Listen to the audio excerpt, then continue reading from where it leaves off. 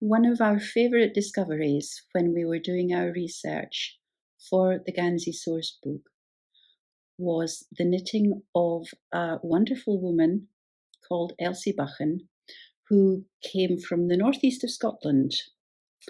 And every single Gansey that we saw that she had knitted had the most beautiful knitting and a great variety of stitches. But she also had a trademark stitch, which we love. You can tell how much I love it because when I did my own pattern, my favourite bits from the book, I incorporated some of her beautiful mock cables.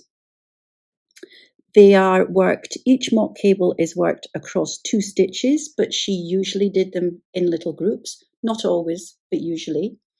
And they formed part of what we call the seeding stitches of the Gansey. So they sit between the main patterns that the knitter has chosen.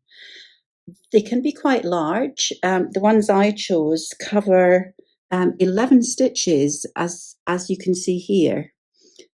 So that's quite a few. And remember, you're going to be repeating those across the width of the garment.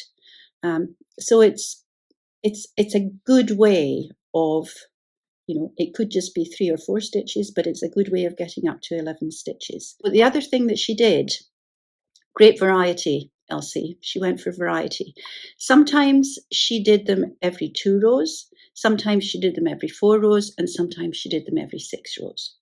So I've gone for the 6-row option, and I'm just going to show you how it's done.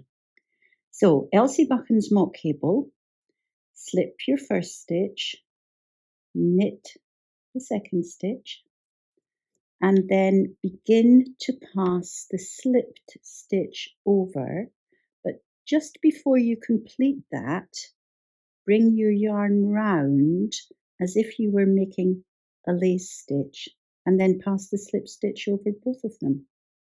I'm going to do it again. Slip 1, knit 1, start to pass the slip stitch over, but at the same time bring the yarn round from the back and then complete the slip stitch.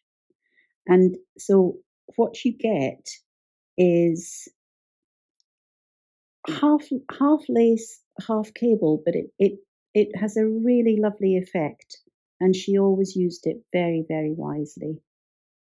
Slip 1, knit 1, start to pass the slip stitch over, but bring the yarn round and put it over both. Slip 1, knit 1, start to pass the slip stitch over, but make the other stitch at the same time. So there are the 4. So now that I've done the 4, I did some a few rows back so that you could see clearly the effect that you can achieve with this, which, as I say, we're really, really impressed with, and she used it so cleverly.